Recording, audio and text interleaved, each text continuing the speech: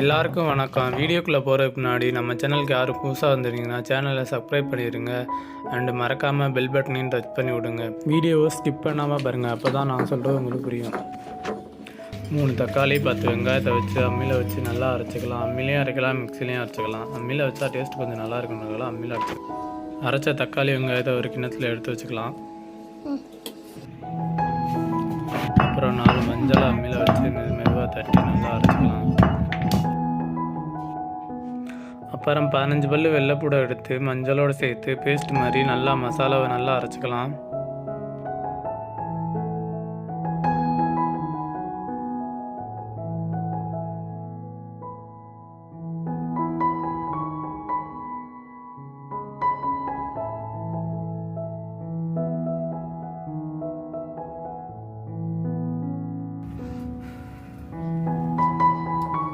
அப்புறம் 4 தக்காளி 15 சின்ன வெங்காயத்தை நல்லா கட் பண்ணி வச்சுக்கலாம்.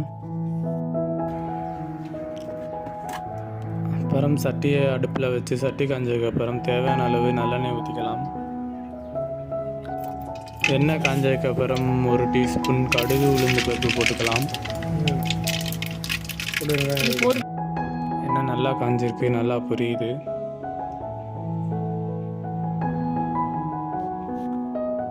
அப்புறம் 1 கப்பு கருவேப்பிலை போட்டுக்கலாம்.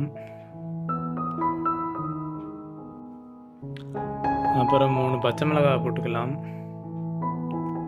அப்புறம் நல்லா வதங்குற வரைக்கும் நல்லா கிண்டி விட்டுக்கலாம்.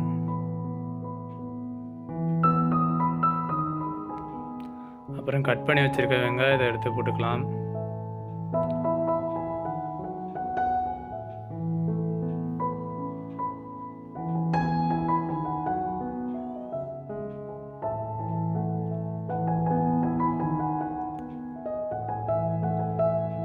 வெங்காயம் வதங்குற அளவுக்கு நல்லா மெதுவாக நல்லா கிண்டி விட்டுக்கலாம். எல்லாத்தையும் எடுத்து ஓரங்கட்டு ஆட் பண்ணிக்கிறேன். அப்புறம் வெங்காயம் வதங்கின பின்னாடி கட் பண்ணி வச்சிருக்க தக்காளி எல்லாம்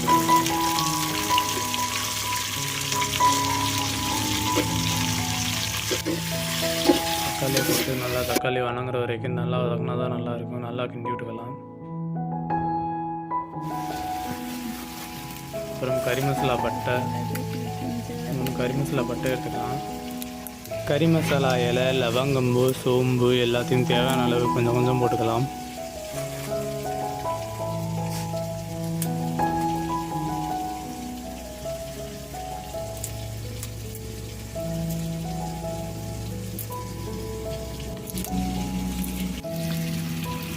அப்புறம் நம்ம ரெடி பண்ணி வச்சுருக்க மசாலாவை எடுத்து சட்டியில் ஒரு பக்கமாக போட்டு அதை நல்லா கிண்டிக்கலாம்.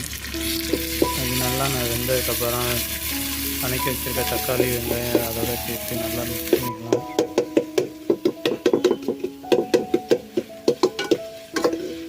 மிக்ஸ் பண்ணிட்டு நல்லா அப்போ தான் நல்லா எல்லா பக்கமும் மிக்ஸ் ஆகும். அப்புறம் கறியை எடுத்து அதில் ஒரு சம்பு தண்ணி ஊற்றிக்கலாம். ஏற்கனவே கழுவி வச்சு இருந்தாலும் மறுபடியும் ஒரு தடவை அழைச்சிக்கலாம்.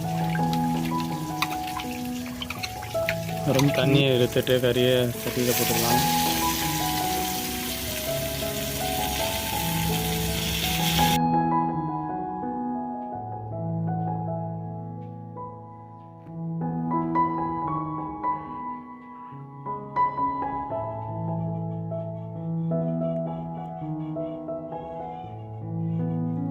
அப்புறம் ஒரு பாக்கெட் ஆச்சி இஞ்சி பூண்டு பேஸ்ட்டு போட்டுக்கலாம்.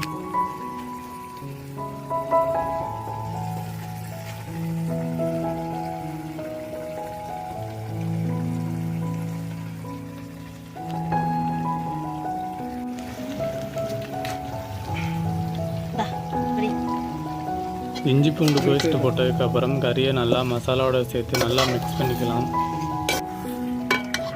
நல்லா மசாலா மிக்ஸ் ஆகிற வரைக்கும் நல்லா கிண்டி விட்டுக்கலாம்.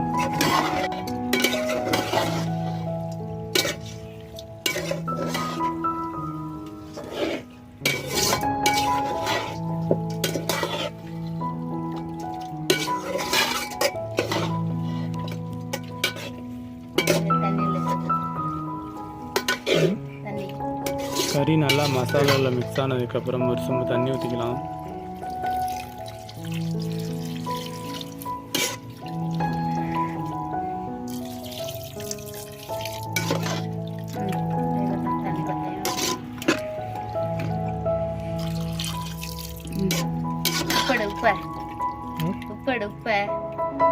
தண்ணி ஊற்றின பின்னாடி தேவையான அளவு உப்பு போட்டுக்கலாம். தேவையான அளவு உப்பு போட்டுட்டு நல்லா உப்பு சார வரையும் நல்லா கிண்டி விட்டுக்கலாம்.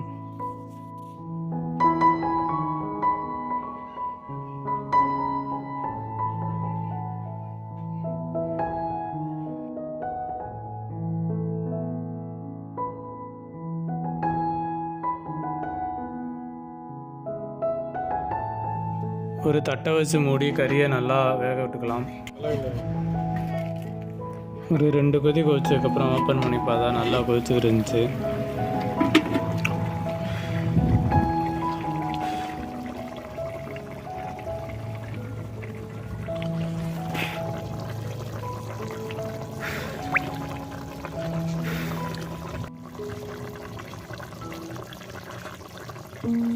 உப்பு கரெக்டாக இருக்கான்னு பார்த்துட்டு 1 kg கோழிக்கறிக்கு 1 பாக்கெட் சிக்கன் பொடி போதுமான அளவு. பாக்கெட் சிக்கன் பொடியை போட்டுக்கலாம்.